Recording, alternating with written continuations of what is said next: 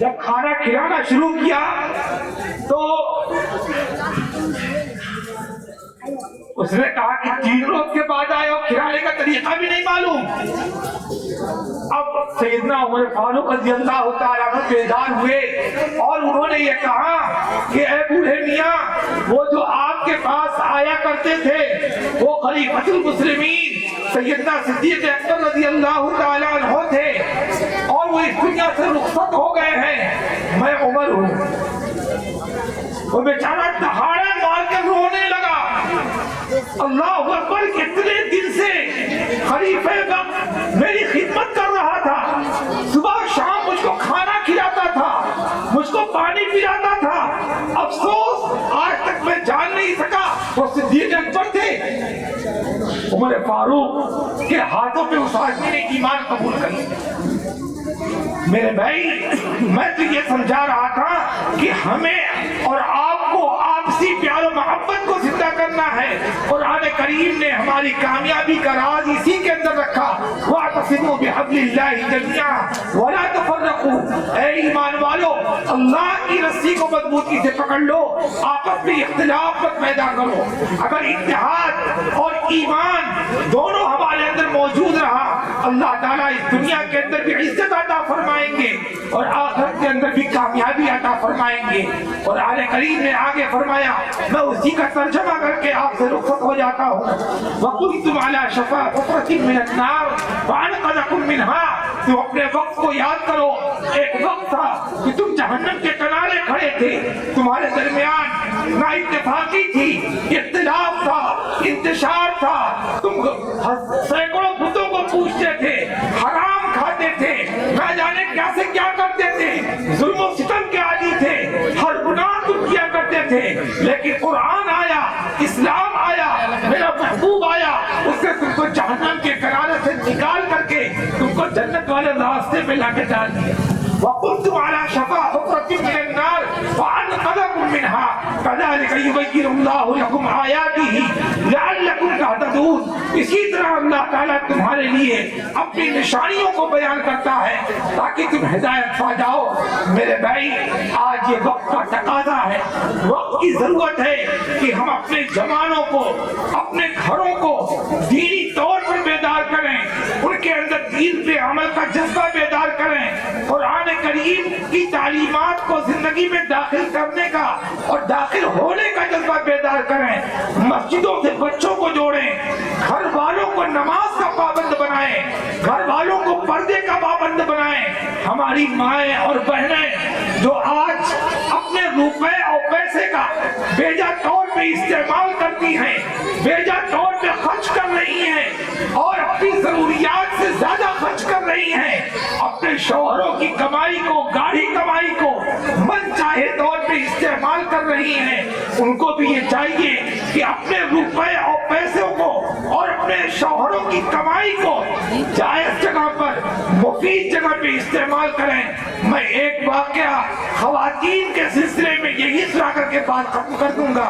امام ربیعۃ الرائے، بہت بڑے محدث، بہت بڑے امام، حدیث پاک کے اتنے بڑے امام کہ مسجد نبوی کے اندر جن کا حلقہ لگتا تھا، ان کے شوہر سفر پر جانے لگے۔ اس زمانے کے اندر 27,000 دینار اپنی بیوی کو دیا اور یہ کہا تم اپنے پاس رکھو، میں سفر پہ جا رہا ہوں۔ آج کا زمانہ تو تھا نہیں، آج کا زمانہ تو پلین کا ہے، آپ ہزاروں کلومیٹر 1 گھنٹے 2 گھنٹے میں پہنچ جائیں گے۔ وہ بیچارے مہینوں کا سفر کرتے تھے لوگ، 10 سال تک وہ اپنے گھر سے غائب ہیں، اور بعد مورخین نے لکھا 27 سال تک غائب ہے۔ 27 سال کے بعد آنے کے بعد گھر کا دروازہ کھٹکھٹایا، اندر سے ایک آدمی نکلا۔ امام ان کے والد ابھی یہ جانتے نہیں میرا بیٹا ہے، دیکھنے کے بعد جلال میں آ گئے کہ میری بیوی گھر میں اکیلے، یہ مرد گھر سے نکلنا، کون ہے یہ، کون ہو تم؟ اب جب یہ ان کے والد صاحب نے ان کو ڈانٹنا شروع کیا، وہ بیچارے نہیں جانتے تھے کہ یہ میرے ابا ہیں، یہ بھی غصہ ہو گئے۔ اب دونوں آدمی میں ہو گئی، والدہ محترمہ گھر کے اندر سن رہی تھی، انہوں نے فوراً پہچان لیا، او یہ تو میرے شوہر آ گئے ہیں۔ فوراً انہوں نے کہا گھبرائیے مت، آپ گھر میں تشریف لائیے، آپ گھر میں آئیے۔ اب امام ربیعۃ الرائے کے والد گھر کے اندر گئے اور یہ امام صاحب وہاں سے نکلے، مسجد نبوی میں پہنچ گئے اور جانے کے بعد وہاں پہ درس دینا شروع کر دیا۔ ان کے والد محترم نماز پڑھنے کے لیے گئے تو وہاں پہ دیکھا ایک عالم دین ہے اور بیٹھ کر کے درس دے رہا ہے، نورانی چہرہ ہے، چہرہ انتہائی تابناک ہے، اور اس کے سامنے سینکڑوں لوگ بیٹھے ہوئے ہیں، حدیث پاک پڑھ رہے ہیں۔ کچھ دیر بیٹھے رہے، آئے گھر پہ تو اپنی بیوی سے کہا کہ ارے بھائی میں تو مسجد کے اندر گیا تھا، وہاں میں نے پہنچ کے ایک آدمی کو دیکھا اور اس کی علم کو دیکھا، اس کے چہرے کی نورانیت کو دیکھا، اس کی پاکیزگی اور طہارت کو دیکھا، عوام الناس کی گردیدگی کو دیکھا، لوگ جھوک در جھوک اس کے پیچھے لگے ہوئے ہیں اور اس سے فائدہ اٹھا رہے ہیں۔ میری طبیعت دیکھ کے خوش ہو گئی، میں بھی کچھ دیر بیٹھا رہا۔ والدہ نے کہا اچھا ٹھیک ہے آپ تشریف لائیں، کچھ کھانا پانی کر لیں۔ ابھی والدہ نے نہیں بتایا، کھانا پانی ہو گیا۔ کھانا پانی ہونے کے بعد ابھی انہوں نے بیوی سے کہا کہ اچھا یہ بتاؤ وہ میں جاتے وقت جو 27,000 دینار دیے تھے وہ کیا ہوئے؟ ہمارے گھروں کی عورتیں ہوتی تو شاید یہ کہہ دیتی کہ ابھی تک تمہیں یاد ہے 27 سال کے بعد بھلانا نہیں ہے بہن، کل بھلا گیا ایک نہ بھلایا۔ لیکن دیکھیے کتنی نیک خاتون تھی، کتنی پاکیزگی ان کے اندر تھی، کتنی صالحیت تھی۔